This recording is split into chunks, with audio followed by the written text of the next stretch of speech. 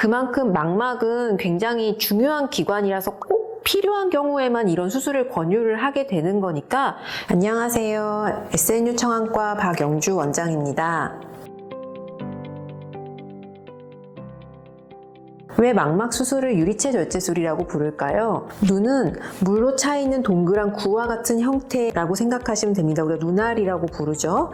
근데 이 눈의 뒷벽을 형성하고 있는 게 망막인데, 이 망막에 문제가 있으신 분들은 이 망막에 접근을 해서 들어가야 그 문제를 해결을 할 수가 있어요. 그러면은 이 구체를 저희가 뚫고 저기 안까지 들어가야 되는 건데, 그 중간에 구 안에 유리체라는 물질이 가로막고 있거든요. 그래서 이 유리체를 모두 절제해서 없애줘야 망막에 접근할 수 있기 때문에 일반적인 망막 수술을 유리체 절제술이라고 부르게 되는 겁니다.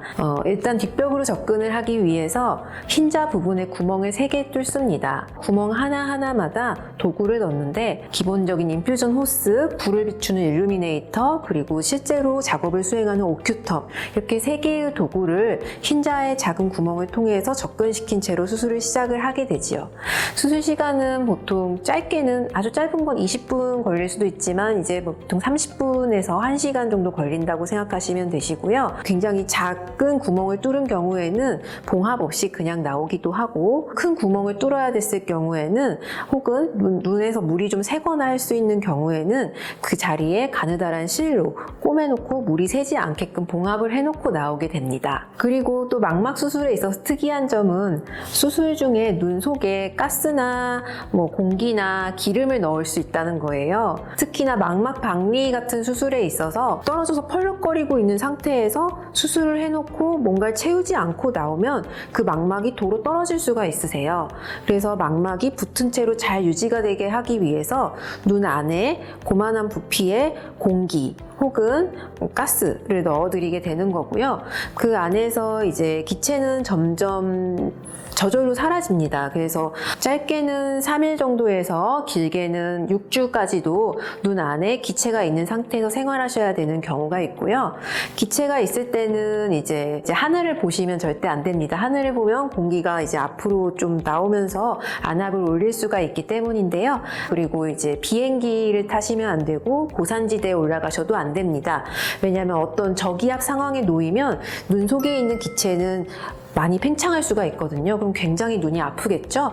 이제 기름을 넣는 경우도 있어요. 실리콘 기름이라고 해서 이 가스를 넣고 엎드리는 자세를 취하기가 어렵거나, 아니면 어떤 피가 날 가능성이 있어서 출혈을 지혈해야 된다거나, 여러 가지 경우에 실리콘 기름을 사용할 수가 있는데, 이 실리콘 기름을 눈 안에 넣은 경우에는 몇 달 후에 다시 이걸 제거하는 수술을 한 번 더 하셔야 된다는 단점은 있지만, 어떤 상황에서는 굉장히 유용한 도구가 되기도 합니다. 눈 안에 충전물을 넣어야 될지 넣지 않아도 될지, 어떤 충전물을 넣을지 하는 거는 이 자리에서 설명드리기엔 너무나도 또 그 나름의 전문적인 분야이기 때문에 각자 맡으신 선생님과 상의를 해서 정하시게 되고요.